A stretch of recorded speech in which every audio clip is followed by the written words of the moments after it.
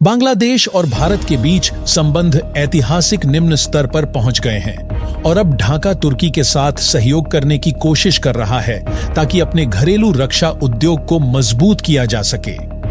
बांग्लादेश के मुख्य सलाहकार मोहम्मद यूनुस, जो लंबे समय तक प्रधानमंत्री रहीं, शेख हसीना के हटने के बाद अंतरिम सरकार का नेतृत्व कर रहे हैं। उन्होंने 9 जनवरी को ढाका में तुर्की के व्यापार मंत्री डॉक्टर ओमर बोलात के नेतृत्व में एक तुर्की प्रतिनिधिमंडल से मुलाकात की। यूनुस ने बांग्लादेश को दुनिया का 8वां सबसे अधिक जनसंख्या वाला देश बताते हुए कहा कि उनकी सरकार युवाओं के लिए नौकरी के अवसर बनाने पर काम कर रही है।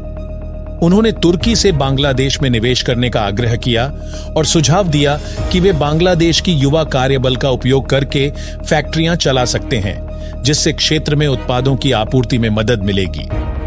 यूनुस ने तुर्की से कहा, आप टेक्नोलॉजी के लीडर हैं, आप यहां अपना रक्षा उद्योग बना सकते हैं, चलिए शुरुआत करते हैं, हम आपकी हर आवश्यकता के लिए उपलब्ध हैं। व्यापार मंत्री डॉक्टर ओमर बोलात ने भी कहा कि दोनों देशों को अपने सहयोग को वस्त्र उद्योग से आगे बढ़ाना चाहिए, जो वर्तमान में तुर्की का बांग्लादेश से मुख्य आयात है। उन्होंने स्वास्थ्य देखभाल, फार्मास्यूटिकल्स और कृषि मशीनरी को आर्थिक सहयोग के अन्य महत्वपूर्ण क्षेत्रों के रूप में उजागर किया। वित्तीय वर्ष 2023-24 में बांग्लादेश ने तुर्की को लगभग $581 मिलियन का माल निर्यात किया, जबकि उसके आयात लगभग $424 मिलियन के थे। तुर्की के व्यापार मंत्री ने प्रस्तावित किया कि अंकारा बांग्लादेश के आयात बाजारों में भारत और अन्य देशों की भूमिका संभाल सकता है। उन्होंने कहा, हम बांग्लादेश के आयातों में भारत और अन्य बाजारों को बदल सकते हैं। सभी स्तरों पर आर्थिक और सामाजिक क्षेत्रों में सहयोग हो सकता है। वर्तमान में लगभग 20 प्रमुख तुर्की कंपनियां बांग्लादेश में विभिन्न क्षेत्रों जैसे वस्त्र, रसायन, इंजीनियरिंग, निर्माण और ऊर्जा में सक्रिय हैं। इनमें एक तुर्की एलपीजी कंपनी, कोका कोला आइसेसेक और एक रेफ्रिजरेटर और एयर कंडीशनर निर्माता शामिल हैं। हाल ही में पाकिस्तान सेना ने बांग्लादेश के साथ एक ऐतिहासिक समझौता किया है ताकि उसकी सेना को प्रशिक्षण दिया जा सके। यह 1971 के बाद का पहला ऐसा समझौता है। यह प्रशिक्षण फरवरी 2025 से शुरू होगा और यह बांग्लादेश की स्वतंत्रता के बाद पहली बार होगा जब वह पाकिस्तानी सेना को अपने क्षेत्र में मेजबानी करेगा।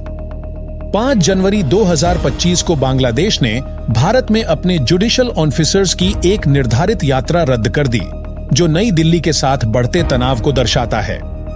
तुर्की की बढ़ती भागीदारी से बांग्लादेश, पाकिस्तान और तुर्की के बीच एक संभावित रणनीतिक गठबंधन बन रहा है, एक ऐसा गठबंधन जो क्षेत्र में भारत के प्रभाव को संतुलित कर सकता है।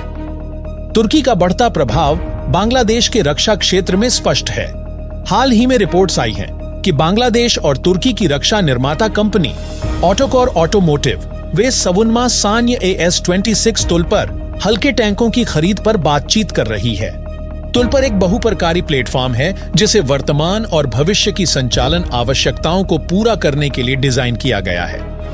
बांग्लादेशी सैन्य विश्लेषक तुर्की निर्मित हथियारों को उनकी विश्वसनीयता और आधुनिकता के लिए उच्च मान देते हैं। 2010 के मध्य से बांग्लादेश ने तुर्की से कम 15 विभिन्न प्रकार का सैन्य उपकरण आयात किया है। इसमें Otokar Cobra 2, infantry mobility vehicles, mine resistant ambush protected वाहन और बेयारकटार TB2 ड्रोन शामिल हैं। बेयारकटार TB2 ड्रोन हाल ही में चर्चा का विषय बना जब इसे भारतीय राज्य मेघालय की सीमा के पास देखा गया। इस ड्रोन की उपस्थिति ने भारतीय रक्षा विशेषज्ञों में चिंता पैदा कर दी थी। बांग्लादेश आधुनिक लड़ाकू विमानों की खरीद पर भी विचार कर रहा है, जिसमें फ्रांसीसी राफेल और यूरोफाइटर टाइफून प्रमुख दावेदार हैं।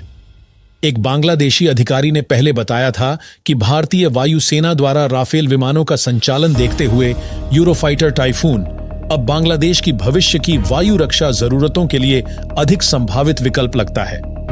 इस विषय पर अपनी राय हमें कमेंट करके बताएं। इस वीडियो को लाइक करें, शेयर करें और नए वीडियो के लिए चैनल को सब्सक्राइब करना न भूलें। धन्यवाद।